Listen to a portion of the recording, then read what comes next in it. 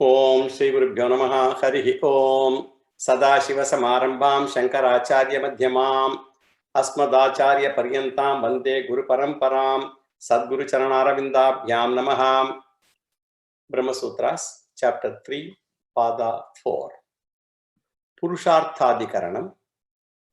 Purusharthaha ataha shabdadidibadarayanah Seshatvad Purusharthavadaha yatha anyeshu iti jaiminihi Achara darshanat tashrutehe samanvaram banat tadvato pidhanat niyamacham adhika upadeshatu badarayanasya evam tad darshanat tulyam tu darshanam asarvatrikim vibhagaha shatavat adhyayanamatravataha na avisheshat stutaye anumatirvam kamakarena cha eke upamardhancha urdhvaretaha sucha shabdehi paramarshadikaranam paramarsham jaiminihi achodana cha apavadaditihi anušteyam badarayanaha samya shrutehe vidirva tharanavat Stuti matradikaranam Stuti matram upadanaditi chet na apurvatvat bhavashabdacha pariplavadikaranam pariplavartha iti chet na visheshitatvat tatha cha eka vakyata upabandhat agnindhanadhyadikaranam ata eva cha agnindhanadi anapeksham sarvapekshadikaranam sarvapeksha cha yajnati shrutehe ashvavat shamadamadyupetaha syad tatapi tu tadvidehe tadangatayam tesham avashya anušteyatvat sarvanna anumatyadikaranam sarvanna anumatischa pranatyayetad darshanat. We have been seeing this sutra, Sutra 28, 4th Pada, 3rd chapter, 453rd running Brahma Sutra. This and the subsequent 3 sutras, they indicate what kind of food is to be taken. Now let us give a general introduction to this Adhikaranam. Here, Vyasacharya analyzes a mantra in Brihadaranyaka Upanishad, 6th chapter, 1st section, 14th mantra. It's a long mantra, but we will only read the relevant portion. Nahava asya anannam jagdham bhavati na anannam pratigrihitam yayevam etate anasyannam veda. And there is a similar mantra also in Chandogya, in the 5th chapter, 2nd section, 1st mantra. Sahovacha kim Kimmennam bhavishyatiti yat kinchat idama swabhya ashakinya iti. There is another section also in Chandogya. So the context here is Samashti Prana Upasana. This we have dealt with in detail during those 2 individual sections also, in earlier occasions also. So Samashti Prana is Hiranyagarbha Upasana, as I had mentioned long ago, emphasizing the prana aspect. And various glories are talked about here. The Vishesha Guna. So it is a Vishesha Guna Vishishta Prana Upasana. The glory of prana is, it is the greatest organ in the individual, prana. To prove the greatness of prana, we also have seen at that time a story was given. And as per that story, it is said that one cannot survive without prana, but can survive with the missing of any of the other organs. We saw the story there, each organ left for a certain time and then the person, nothing happened to him. But the moment the prana gets ready to go out, all the other organs become weak. Then all the other organs, they all collectively pray to prana and they glorify prana. Then prana asks the questions, what is my food? And we discussed this actually in the Brahma Sutra also, in the 3rd chapter, 3rd pada, 18th sutra. So, Karyakyanat apurvam. That is the sutra we saw in the 3rd pada, 18th sutra. So, any food consumed by any organ is pranas only. Whatever food is consumed is pranas food only. It was concluded in that place. Karyakyanat apurvam. In that sutra. This applies to all worms, insects, and jivas, for everything. And after presenting prana as eater of all annam, all food, the Upanishad gives the statement that for a prana upasaka, no food becomes prohibited food. He can eat anything. He can take all foods and he can take all unprohibited food also. And all, see, there is no vidhi nisheda. There is no rule about what can be taken, what cannot be taken. Prohibited, uninhibited, all kinds, unprohibited, all food you can take. This is called eating at will. This is the idea conveyed in the Brihadaranyaka Upanishad mantra that I just read. And we are going to have a controversy here. Otherwise, it won't be part of Brahma Sutra. This gives a vidhi that is prana upasaka should eat everything. Is it a vidhi or is it a statement? Prana upasaka, the moment you say should eat, then it becomes a vidhi. Is it a statement or a vidhi is a question. So should we take it as an arthavada or a glorification statement? Whereas Siddhanta says that this vakyam is arthavada vakyam only and do not follow it literally. The niyama of food discipline should be followed. That is, ahara niyama is that should be followed. Shastra rule prescribes what to eat, what not to eat. They all will be relaxed if it is taken as vidhi vakyam, as a rule. So these two are then contradictory. If you accept the rule regarding sarvana vidhi, that is everything can be eaten, sarvana, all the food, then it contradicts the Brihadaranyaka Upanishad mantra. If it is arthavada, we will interpret then as glorification of pranopasana. So in glorification, we can tell even if it is not a fact, because it's only glorification. It is not a pramana or it is valid. So arthavada, actually, this also we have mentioned earlier in some other occasion. Arthavada is of two types. Namely, one is called nindarthavada and another is stutyarthavada. Nindartha, it is one is ninda in the form of criticism, and another one is in the form of stuti, glorification. So Purvapakshi here claims it is a vidhi, that is any food can be taken, and we negate their view, and Siddhantin says it is prana upasana, stuti or glorification only. Stuti or prana upasaka. Now let us see the general analysis of this sutra. This is general introduction of this adhikaranam.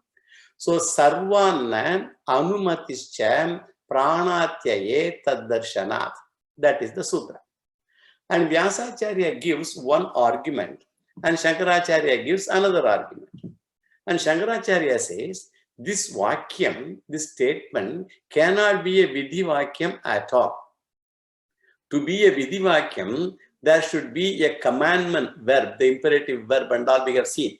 Imperative mood, all that we have seen, mentioned in other occasions. So such a verb is not there. So the verb is simple present tense alone, it is there. Therefore, how can you take it as vidhi vakyam is Shankara's question. And Vyasacharya gives another argument. He says that Shastra gives bhakshya, abhakshya, niyama.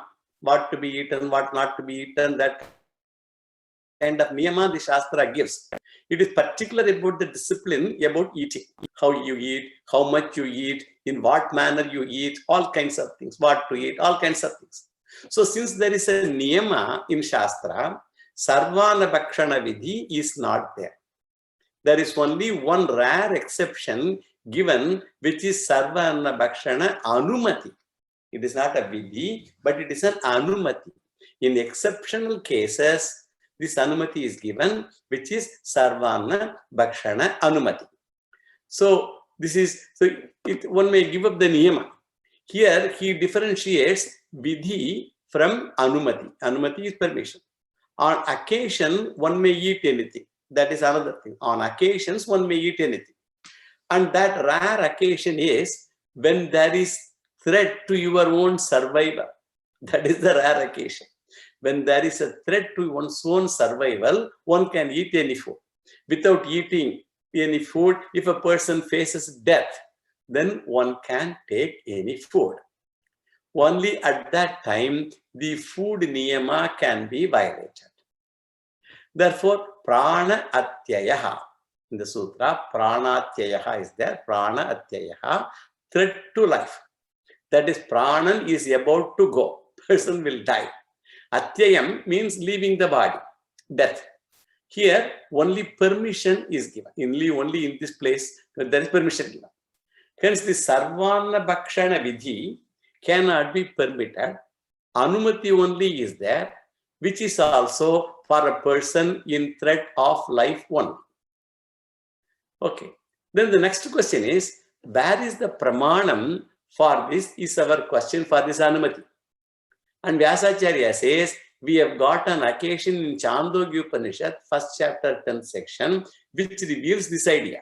Violation of eating rules when there is threat of life. He refers to mantra, first section, 10th mantra, first chapter, 10th mantra, 10th section of Chandogya. There the Upanishad introduces a prana upasaka. His name is Ushasti. Ushasti is the name. It is called Ushasti Upakyana. And the episode or anecdote regarding the Ushasti, he is a great Brahmana and a great prana upasaka also. And he meditates upon prana as Ishvara himself. And we discussed the same prana upasana in Brahma Sutra also, in the first chapter, first section, 23rd sutra, Atayeva Pranaha. There is a sutra there, Atayeva Pranaha. Here the upasaka lived in extreme famine, like poverty, famine, there is no food, no rain, nothing. All crops, they all got destroyed. And no food was available. None had food to eat. And this poor Brahmana had no food also. And he goes out to seek food. And in a neighboring village, he found lot of elephant mahouts, the elephant owners. He goes there where they do not maintain any achara and all that. It's not a place very clean. For a Brahmana, no achara and all is maintained in that place. And there he asked one person food, which was made of with a kind of a black beans of a very inferior quality. And he asked for bhiksha to that person. And that person says, I don't have any food left anywhere. All the food is what is on my plate, which I am eating. So Uchishtannam, that is what he had.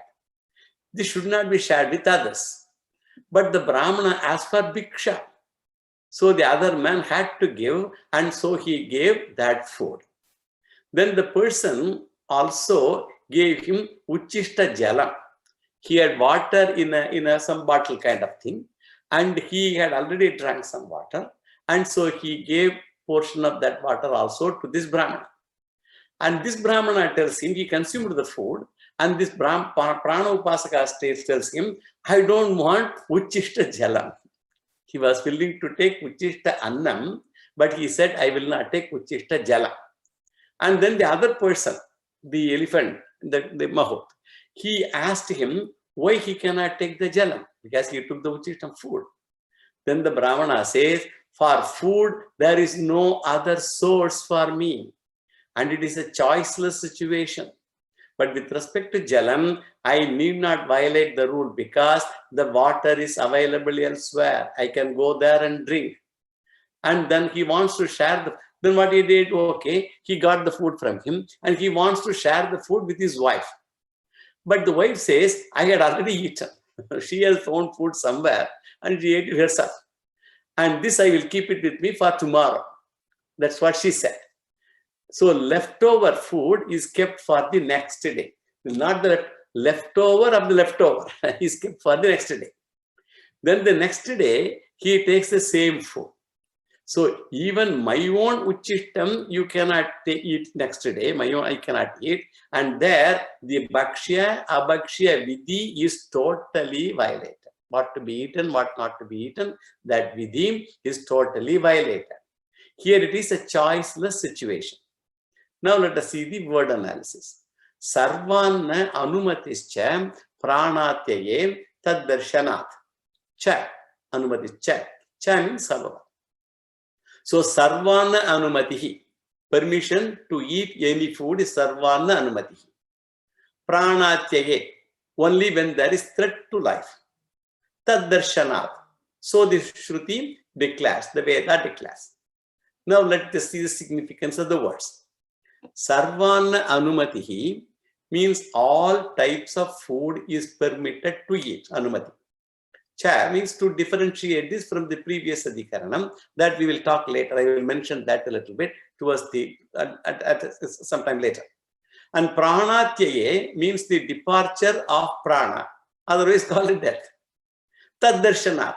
Tad darshanat means it is found in this Shruti. Darshana means Shruti darshan. So Shruti pramanam is where Chandogya Upanishad, first chapter, 10th section. Ushasti Brahma, Ushasti Upakya. So it is not direct anumati, it is indicated here through the story. It is not direct permission, but said through a story. Now let us go to the next sutra. Abhadacha. Abhadacha, 29th sutra, 4th pada, 3rd chapter, 454th running Brahma Sutra. So the topic that is commenced in the previous sutra, sutra number 28 of this pada, that is continued here. And here Vyasacharya says another meaning, which is almost an extension of the previous sutra. So if the Purvapakshi takes the Brihadaranyaka Upanishad Vakyam as vidhi, then it will negate bhakshya, abhakshya vidhi given elsewhere. What to eat, what not to eat, that vidhi. Then you will have two Shruti statements contradicting each other because both are Shruti statements. You should observe Ahara Shuddhi. It is said in the 7th chapter of Chandogya Upanishad, 26th section, 2nd mantra. So it is Ahara Shuddhi. Ahara Shuddhau Sattva Shuddhihi. Dhruva Smritihi. Smriti Lambem Sarva Grantinam, etc. etc. That mantra comes, a long mantra. When nourishment is pure, Ahara Shuddhihi, nature is pure, the person's nature is pure. When nature of the person is pure, memory becomes firm. When memory is pure, there is release from all knots of the heart, Hridaya Granthis, all kinds of afflictions and all that. So the food is not only gets converted into body, but also it gets converted into mind. Certain types of food by themselves are impure. They are tamasic foods. There are certain types of food, they are not impure by themselves, and if they are not offered to God, it becomes tamasic. Food by itself may not be impure, but if it is not given to God as naivedyam and consumed, then it becomes tamasic food. So first I should offer the food to Ishvara as naivedya. So a food cooked by someone who does not have achara anushtanam, that is also considered impure. And this is said in Chandogya Upanishad. And so what is the general advice? Avoid eating in all other places like hotels and all that thing if you can. If one can avoid. And Brahmacharya, Vanasprastha and Sannyasis, they cannot follow this rule because they have to depend on food cooked by somebody else. They have to take bhiksha from others only. So only Grahastha, he can cook for oneself. For them, extra japa is given as duty. They are prayaschitta mantras. If they have to take food, asat parigraha mandal, if they pratigraha mandal, if they take it, that's our prayaschitta. So receiving food from a house where achara is not followed, prayaschitta should be done. You cannot ask before taking bhiksha. It is insulting. You cannot ask the person, hey, how did you cook the food? Did you put it with achara and all? Or how did you earn the money to make the food? All those questions you cannot ask them. That is why there is in Sandhyavandana mantras and all, asat pratigraham, all those things, there are prayasittas done during our Sandhyavandana karma. Because we cannot ask our boss whether the company earned the money in noble means or ignoble means. So all those things, they all come in the picture. So receiving food from a house where achara is not followed, prayachitta should be done. And therefore, ahara shuddhav, sattva shuddhi. And only when mind is pure, knowledge will enter. And the entered knowledge also will remain. Otherwise, knowledge will not enter, or even if it enters, it will go out of the person. So, sarvana bhakshana vidhi, we should not take it as a vidhi. If it is taken as arthavada, it is not powerful to negate bhakshya vidhi.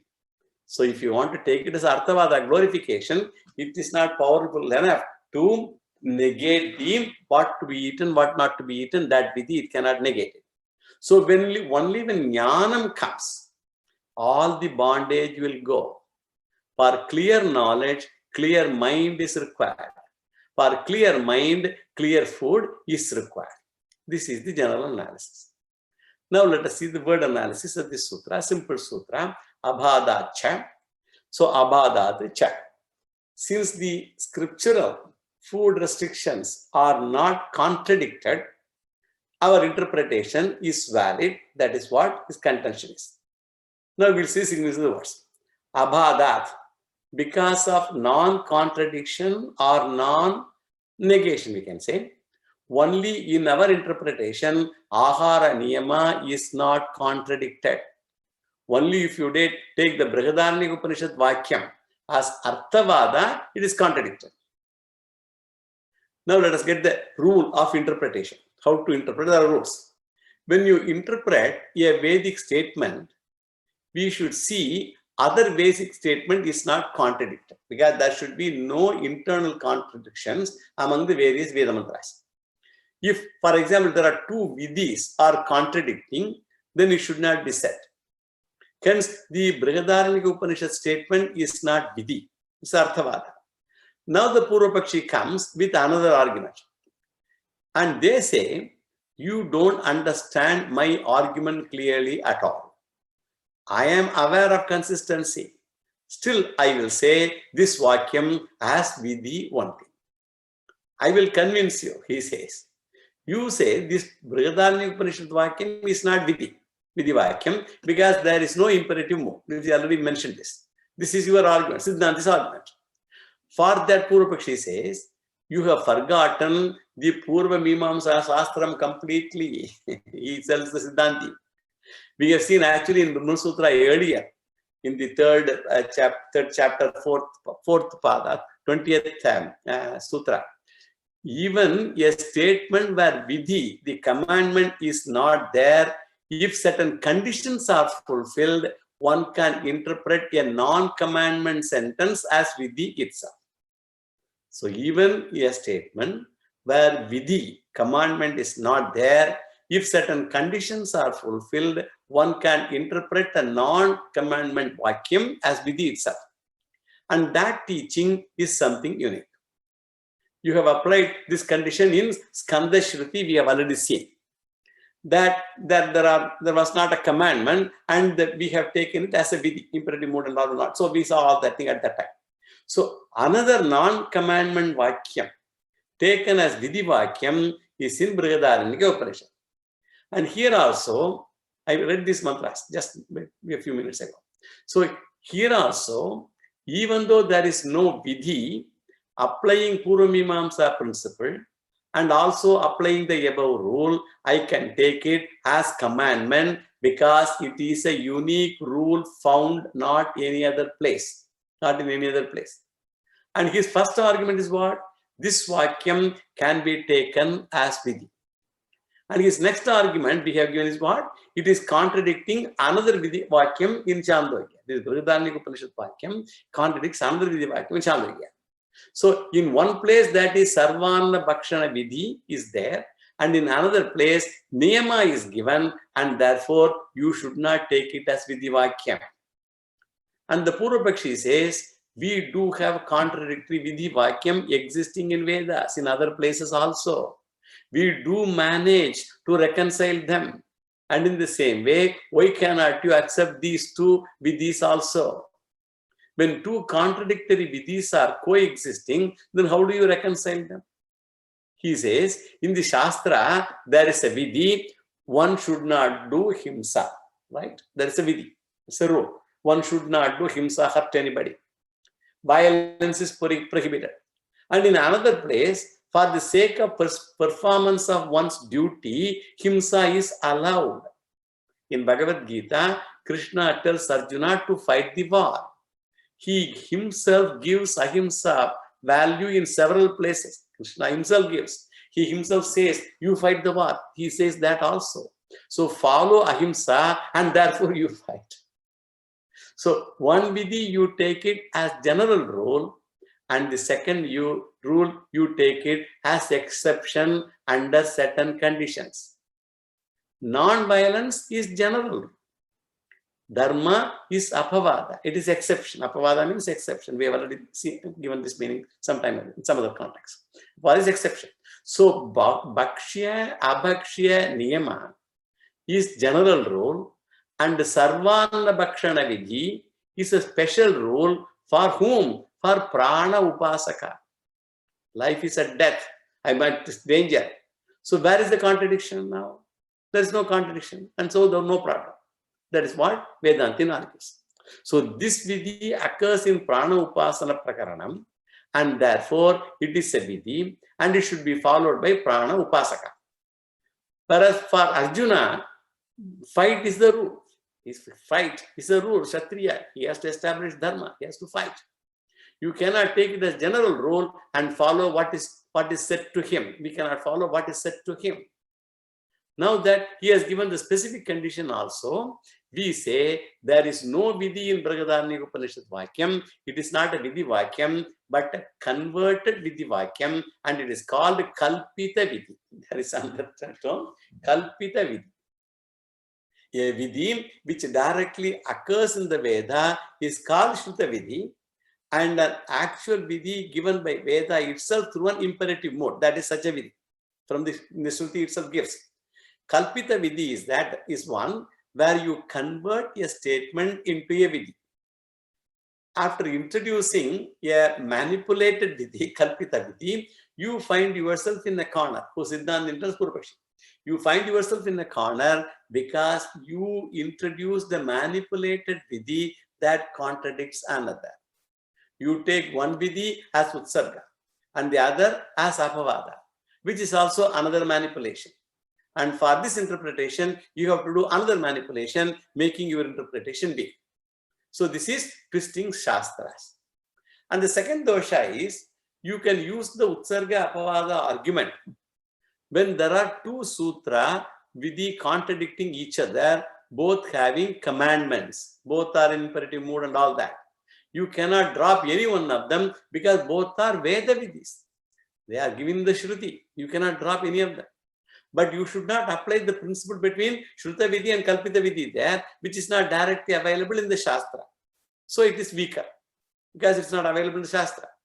So it cannot even oppose the Shruta vidhi. Kalpita vidhi cannot even oppose the vidhi given by the Shruti, Veda. You should not introduce a Kalpita vidhi if it is contradicting Shruta vidhi. So this vidhi kalpana, the imaginary vidhi, itself should not be done. You should not introduce a vidhi if it is contradicting another vidhi from Shruti itself. This is the second argument. And if these are all difficult to understand, Shankaracharya gives one final argument also. He says, I will agree with your argument. Even if it is the case, it is difficult to implement the vidhi. Then people will drop prana upasana itself. If you want to put that, people will drop the prana upasana itself. And he uses sarvana bhakshanam is prescribed for prana upasaka. Only for a prana upasaka, whatever anything he can take, that vidhi is given to him. So we get the vidhi in the 6th chapter, 1st section, 14th mantra. Prana upasaka should do sarvana bhakshanam. Nahava asya anannam jagdam bhavati. I already read this mantra. Na anannam pratigrihitam ya eva medate anasyannam veda. That is the 6th chapter, 1st mantra, 1st section, 14th mantra. This is from Brihadaranyaka Upanishad. Nahava evam vidhi kinchana anannam bhavati iti. This is from Chandogya Upanishad, 5th chapter, 2nd section. So these are all the various mantras. Shankaracharya then asked the question, what do you mean by Sarva Annam? Sarva Annam means what? To arrive at the meaning, you should study the Prana Upasana Prakaranam itself. Sarvanna Bhakshanam, for one to understand, they should read the Prana Upasana Prakaranam. There the topic is what? Prana is a glorious principle which resides in all Jivarashis. The Samashti Prana alone takes all the annam, all the food that a person takes is consumed by Samashti Prana only. Prana takes Sarva Annam. And the above mantra says that Prana takes all the mantras. Prana is within the dog, within the cow, and there Sarvana means dog food, insect food, pig food, all those things will mean Sarvana. All kinds of food will become Sarvana because it's taken by all living beings. So, and Prana Upasaka is supposed to take Sarvana. So all the food taken by dogs and cows and animals and insects also they become Sarvanam. And Prana Upasaka is supposed to take Sarvanam. Then it means Prana Upasaka will have to eat dog food, pig food, insect food and all those also. So even excretion has to be eaten by Prana Upasaka. It is impossible to take all the food as stated in the above mantra. Sarvana Bhakshana Vidhi is incorrect because you cannot follow it. Shastra will not prescribe something that cannot be practiced. Because of these three reasons, it is not a Vidhi Vakya. Prana Upasaka need not violate the Niyama and he should follow the Niyama. This is the 29th Sutra. Is also, I think I'll stop with that Sutra. Now, with that discussion. Now let us go to the next Sutra. Sutra 30. Apicha Smaryate. 30th Sutra, 4th Pada, 3rd chapter, 455th running Brahma Sutra. We have 100 sutras to cover. And the previous topic is continued here. First, let us do a general analysis of this sutra, Apicha Smaryate. Sarvana Bhakshanam, that's what the topic now we are discussing. Sarvana Bhakshanam is permitted only in extremely rare instances, which is whether a person is upasaka, prana upasaka or not, and if there is a danger for his life. And for that pramanam was given from Chandogya Upanishad. We just read that mantra. And that pramanam given was not a direct pramanam. It was inferred through the story that was given. That from the story of the prana upasaka, prana, we derived the pramanam. So it is Shruti pramanam because the story comes in the Upanishad in the Shruti. So it's Shruti Pramana. It is implied rule and it is not a direct rule because it is implied in the story given. And why we should depend upon this implied rule? So Vyasacharya says, I will give you a Smriti Vakyam which gives direct rule that when there is threat to life, Sarvana Bhakshanam is allowed. So Jivata Atyayana Apannaham Yaham Annamati Yataha Tataha. This is said in Manusmriti. When there is threat to life, it may be disease, it can be regular food, or no regular food is available, like famine and all that things. So many problems. If it is not available, Saucha Annam is not available, Medhya Annam is only available. If I don't consume that, I will not survive. If that is the case, Yaha Annam Asti. Such a person is in very dire circumstances. At that time, he will not bother whether Anushtanam is observed or not. He will take Annam without bothering anything. Without food, he will not be able to survive. And we should note that this should not be applied in regular cases as a matter of routine. Only in such cases for a prana upasaka, it is allowed. And Shastra says, Jivita Atyaya Apannaha. Only in extreme cases, you can take exception and not take it as a general rule. Now let us see the word analysis of the sutra. Apicha. Apicha means moreover. Smaryate. Smritis say also. Smritis say. Also Smritis confirm. Now let us see the significance of these words. Apicha means moreover. This is an additional argument. That's why it said moreover. This is in addition to the Chandogya Upanishad indirect pramanam revealed through that story that we saw. And Smaryate means there is Smriti Pramanam. And Vyasacharya does not say what is the Smriti Pramanam. And Shankaracharya, he quoted the Manusmriti Slokam 10.104, 10 chapter 104 sloka that I just read. Now let us go to the next sutra. Shabdascha ataha akamakare. Shabdascha ataha akamakare. 31st Sutra, 4th Pada, 3rd chapter, 456th running Brahma Sutra. Here, the previous topic is discussed and concluded. First, let us do the general analysis of this sutra. And we don't have a direct Shruti Pramanam for the rule that you can eat anything when life is in danger. There is no Shruti Pramanam, we just mentioned, it is revealed through a story. And we have another Shruti Pramanam which is closer to what we mean. And the Shruti says that you cannot lead a licentious lifestyle, living as you like. That means take liberty to drink and eat anything as you like. Whatever word come out of your mouth, you utter. Just whatever you want to speak, you speak. Behave in any manner as you like. It is called Yateshtachara life. Whatever you are ishtam, that you like, you just do it. This has been negated directly by the Shruti. And Shankaracharya quotes, Tasmat Brahmanaha Suram na pibet. A Brahmana, one who wants to be a Guna Brahmana. We should understand, not just Janma Brahmana, Karma Brahmana. Guna Brahmana is the highest Brahmana. One who wants to be a Sadhana Chatushtaya Sampannaha, an Adhikari. And if one wants to pursue spiritual life, then you should not drink. Tasmat Brahmanaha Suram na pibhet. So even if life in danger, you should not drink. That is what is said there. Sarvana Bhakshanam is not allowed because drinking also is a Bhakshan. It's a food. Sarvana Bhakshanam is not allowed. Also an indirect support only. Now let us see the words and answer the sutra. Shabdascha ataha akamakare. That is the sutra. Cha means moreover, Shabdascha. And Shabdascha means there are Shruti statements also. In addition, they are there. And akamakare. Akamakare means dealing with the prohibition of licentious life. Kamakare, akamakare. That is doing anything at will. That is prohibited. Ataha. Hence, that is the Brihadaranyaka Upanishad statement is only an Arthavada, is a glorification statement, not a Vidhi. So the significance of the words is, you should not be a Prakrita Purushaha and you should become a Samskrita Purushaha, a refined person. So lead a life according to various disciplines prescribed in the Vedas. He may love to take liquor, but he should avoid as prescribed by the Vedas.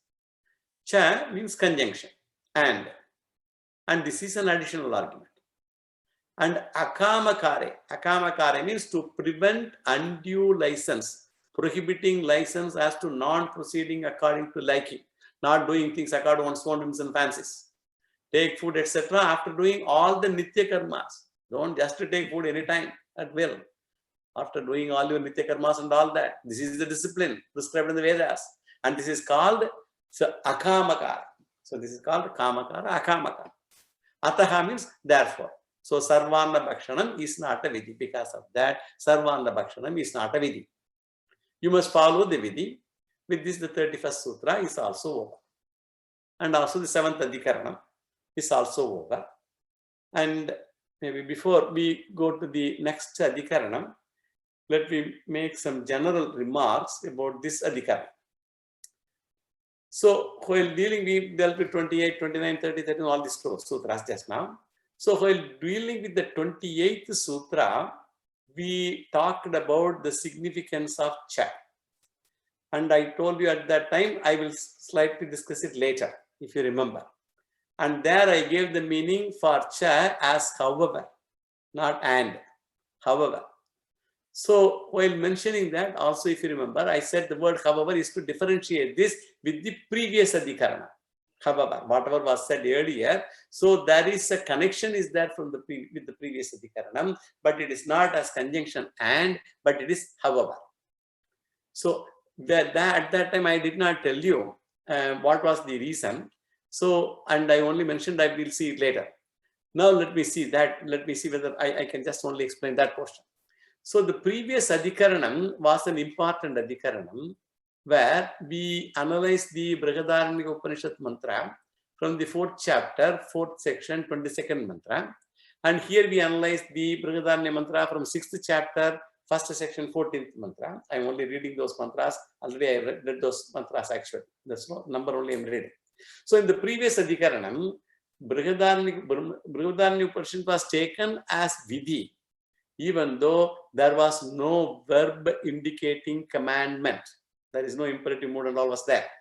It was Avidhi Vakyam only, but we said it can be taken as Vidhi. Similarly, in the 6th chapter of Chandogya, again, 1st section, it was also an Avidhi Vakyam only. So in the previous Adhikaranam, even though it was Avidhi Vakyam, we said it is a Vidhi Vakyam.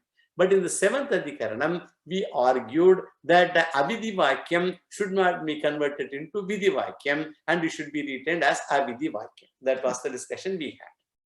Therefore, there is a difference between the two Adhikaranas. Then there is a third point also. And we also said the entire 4th Pada, if you remember, I mentioned in the beginning itself, the entire 4th Pada of 3rd chapter deals with what? It is called Sadhanadhyaya. All the sadhanas of Nirguna Brahma Vidya, the direct and indirect Nirguna Brahma Vidya and all we talk about, it's all sadhanas. And here we have taken up the Ahara Niyama or not, that is the other one. So we may get a doubt. While dealing with Nirguna Brahma Vidya, why should the sutra suddenly talk about Sarvana Bhakshanam and the Vidya and all that? We are talking about Nirguna Brahma Vidya. So this is Pada Sangati discussion. Actually, if you remember in the beginning, I used to give Sangati and all also I used to tell, but later I stopped because by then we got fairly familiar with those terms. So any topic that we discuss should mix into overall vision of that particular chapter or that entire topic. And our answer is what? Pada is discussing what are the direct and indirect means of self-knowledge, sadhanas. So it's, as I told, the sadhanadhyaya. So the Pada is discussing what? What are the direct and indirect means of self-knowledge? Direct means we know. Vedanta, Shravana, Manana, Nididhyasanam is direct means. And what are the indirect means? Indirect means are countless, like Karma Yoga, Upasana. We want to add Ahara Niyama also into that in the indirect, because it will also indirectly influence the ultimate spiritual knowledge. So it is brought in that context. So Ahara, food, influences the body, speech, mind, emotion, and all that. So all the sattvic food, rajasic food, tamasic food, all those we have seen in Bhagavad Gita. So this also comes under Brahma Vidya, Bahiranga Sadhanas. This also comes under that section. It is contributory, means for spiritual knowledge. It is contributory. Therefore, it is included in this pada. So this is a small diversion, just only to let you know why we said the meaning for chai is however. Now let us see the next adhikaranam, 8th adhikaranam. Ashrama karmadhikaranam. Vihitatvacha ashrama karmapi. So that is the sutra, 32nd sutra, 4th pada, 3rd chapter, 457th Brahma Sutra. So this sutra and the subsequent 3 sutras, they show who are required to perform sacrifices and do other prescribed duties, all the other Vihita karmas and all. First, let us see the general introduction to this adhikaranam. And this has also 4 sutras. First, the topic discussed here is dealing with ashrama karmas. What are the karmas in the ashramas? Various ashramas, Brahmacharya ashrama, Grihastha ashrama, and all that. It means the compulsory duties prescribed for all the 4 ashramas, Brahmacharya ashrama duties, Grihastha ashrama, Karmani, Vanaprastha ashrama, and then Sannyasa ashrama. And the Brahmacharya ashrama, that those karmas begin with wearing of the thread, Yajnopavita, and Grihastha ashrama after marriage. That starts after marriage. So sannyasi also has got certain compulsory karmas, which is indicated by the danda, whatever the stick that the stick that he has, danda. And sannyasi removes the sacred thread and he takes to this danda. He has parayanam to be done. And instead of Veda Parayanam, he will do Vedanta Parayanam, Pranava Parayanam. He will do Omkara Japa. He will do Danda Tarpana. All that thing he will do. He has got various duties as part of his dharma, sannyasa dharma. He has got jnana nishtha. He has freedom to give up even sannyasa dharma karmani, all the initiatives of danda renunciation, and such sannyasis are called avaduta sannyasis also. So he has duties until jnana is obtained. And these are all known as nitya naimittika karmas for him. So these duties are known as vihita karma. And they have to be done by all people. And if these are not done, they get papa, pratyavaya, caused by omission of duties, commission and omission. So commission based and omission related papas. And ashrama karmas are compulsory duties. Whatever ashrama a person belongs to, grahastha ashrama, vanaprastha, are compulsory duties. And in the sixth adhikaranam, we saw Veda says all compulsory duties can help in gaining spiritual knowledge. All of them can help a person to gain the knowledge. In the Brihadaranyaka Upanishad, the duties are all well prescribed.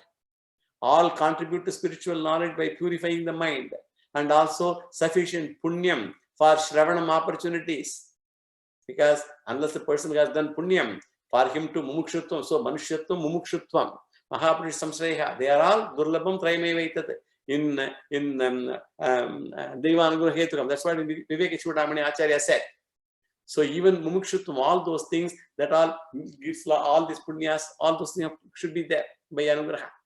So if it indirectly it contributes to jnana. So whoever is interested in moksha, he should perform nitya karmas for gaining moksha. So in the Brihadaranyaka Upanishad 4th chapter 4th section, that gives this idea. And nitya karma is to be done by the seeker of moksha, and those karmas will be called kamya karma. So understand this clearly. Here we can get into confusion. Nitya karma is to be done by the seeker of moksha. So he is moksha karma, the person who wants to gain moksha. And those karmas, they are called kamya karmas. Isn't that? Kamya karma trying to get this and that. He wants to get moksha.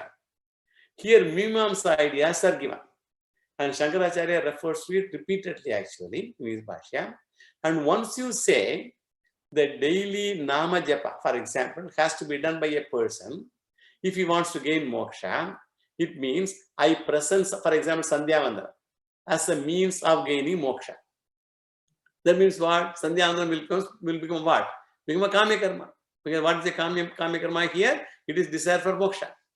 So once I say everyone should do Sandhya Vandana karma, it will come under nitya karma. And if I say seeker should do it, will become kamya karma. So if I say everybody should do Sandhya Vandanam, then it becomes a nitya karma. I hope this is the subtle difference. I hope you are closely with me. If we say everyone should do Sandhya Vandana karma, then it becomes a nitya karma. And if I say seeker of moksha should do it, it will then become kamya karma. Same karma, nitya karma and kamya karma. Now what is the controversy? Do the ashrama karma come under nitya karma or kamya karma?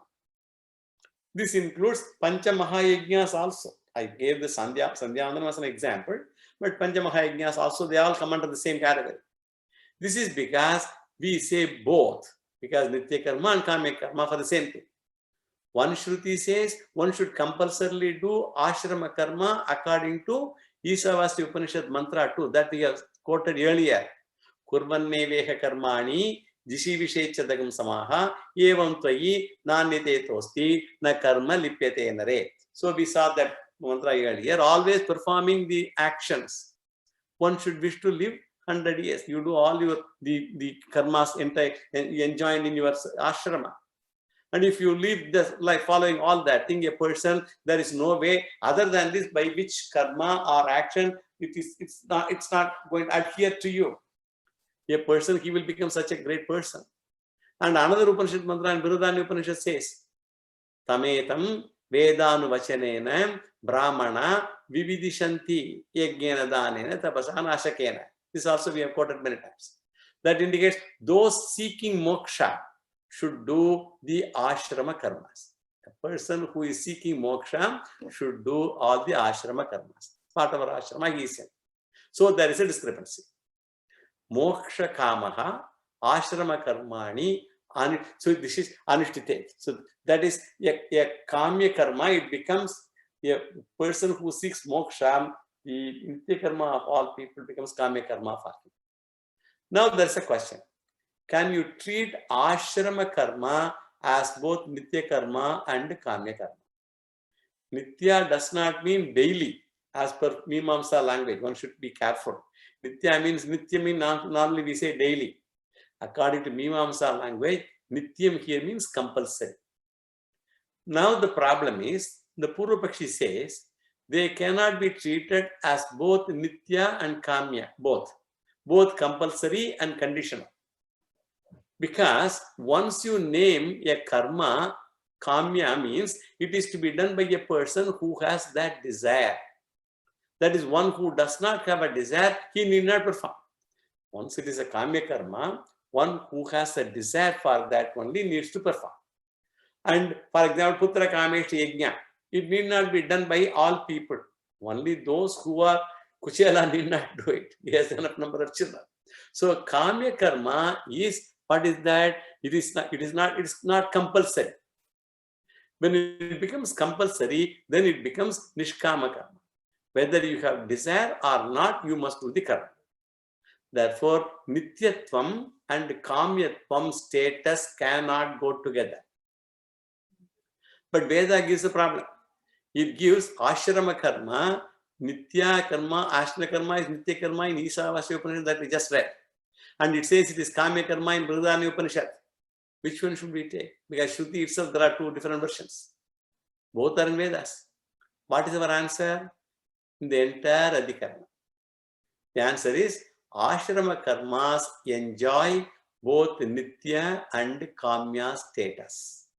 Ashrama karmas, in any ashrama, they enjoy grihastha ashrama, panaprastha, brahmacharya, all those ashrama karmas, they enjoy both nitya status and kamya status. It is possible for one karma to enjoy both these statuses. Then how can they enjoy both the statuses which are opposed to each other? For that we still give the answer. If we want, for example, Tattvamasi Mahavakyam itself we take, Tattvamasi. One and the same consciousness can have opposite attributes of Sarvajñatvam and Alpajñatvam both. Sarvajña and Alpajña both. How do you explain contradiction in one Atma? Tat Tvamasi Mahavakyam, Sarvajñatvam and Alpajñatvam. How the same Atma? How can one Atma enjoy Jiva status and Ishvara status? Tat Padam and Tvam Padam. Created and creator status, how it can? And we say opposite statuses are caused by Aupadika Vedas, the medium, Aupadika Vedas. Based on the context of ritual, one and the same karma will occupy opposite status. For example, a Pauranika Upanyasaka who gives, lot of Upanyasas, he gives Pauranika based on Puranas. There, what will he say? You have to do daily Sandhya Vandanam. And not only that, he will say, if you don't do Sandhya Vandanam daily, you will get Papa. And one may do out of fear, because he doesn't want to get Papa. Sandhya Vandanam exists to avoid Narakam. He may say, a lot of Papa means one will go to Narakam. There the ritual enjoys Nityatvam status, because it's compulsory. Otherwise a person will have this Papa. Suppose a person, he attends, let us say, all our Brahma Sutra classes. Here, spiritual knowledge is presented. And it is said, if you gain it, you gain moksha. And for that, what you need? Sadhana Chatushtaya Sampatti, that's what you need that. So, Tattva Bodha says, you have qualification, and the author of Tattva Bodha does not say how to get the qualification. If you really look at Tattva Bodha, Shankaracharya writes, he says, for getting the qualification, Sadhana Chatushtaya Sampatti and all. But he doesn't say how to get the qualification. Here the Guru says, do Sandhya-Vandana. To get the qualification, you do Sandhya-Vandana. Start with that. So the same is presented in two different contexts. For non-mumukshus, people who are not desirer of moksha, naraka bhaya nivrityartham, to get out of the fear of naraka, he does Sandhya-Vandana. For knowledge seeker, for people who are like Vedanta students, it is to gain jnanam and moksha. So the same karma is interpreted here as kamya karma and nitya karma. This has been analyzed in Purva Mimamsa. And in the Purva Mimamsa, they face a similar problem, whether a karma is nityam or kamya, or whether it is both. So in Purva Mimamsa, there are two vakyams. One vakyam is Yavat Jivan Agnihotram Juhoti. Every person, whether he is seeker or not, should perform Agnihotra ritual. It's an ashrama karma, Grahastha ashrama, as long as he lives. So Agnihotra here enjoys Nitya status. And also the same Veda says, Agnihotram Juhuyate Swarga Kamaha. One who is desirous of Swarga should perform Agnihotra. So the very same Agnihotra is prescribed for two different purposes in the Vedas. If one says, I have no desire for heaven, I will introduce Agnihotra to him as what? I won't say it is for heaven, but I will introduce it as a compulsory duty. And if you don't do it, you will get papa. And Agnihotra will enter his life in the context of Nitya compulsory category. So if he is desirous of Swarga, here also I will introduce Agnihotra as Kamya status according to the context. So it is because he has Swarga Icha, he has got. So it is contextual distinction of the status, whether it is Nitya status or Kamya status. This is called in Purva Mimamsa by a word, Sanyoga Prataktva Nyayaha. Sanyoga Prataktva Nyayaha. Samyoga means context or contextual connection. Veda means difference. So in the Swarga desiring person, a person who desires Swarga, Agnihotra Samyoga status exists as Kamya status for a person who desires Swarga. It is a Kamya karma. But in Swarga non-desiring person, a person who doesn't want Swarga, the very same Agnihotra enjoys Nitya status, otherwise he will get Papamata. So in the same way, Ashrama karma exists in non-seeker as compulsory duty, and the same for seeker as Kamya karma. Kamya Swarga. It is done for Chitta Shuddhi, for Jnanam seeker. And we will see also another example quickly. Suppose a person is invited for a wedding reception. These are all common, of a close relative. But attending because he has to attend, it's a close relative, he cannot say any excuse, so he has to attend. So he has decided to go also. And he sees the card, the invitation card.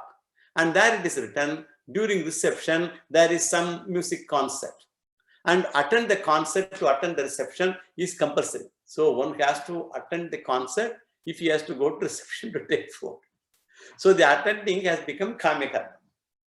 And another person has come to attend the reception. Attendance is common. In one it is Kamya status, and in another it is Nitya status.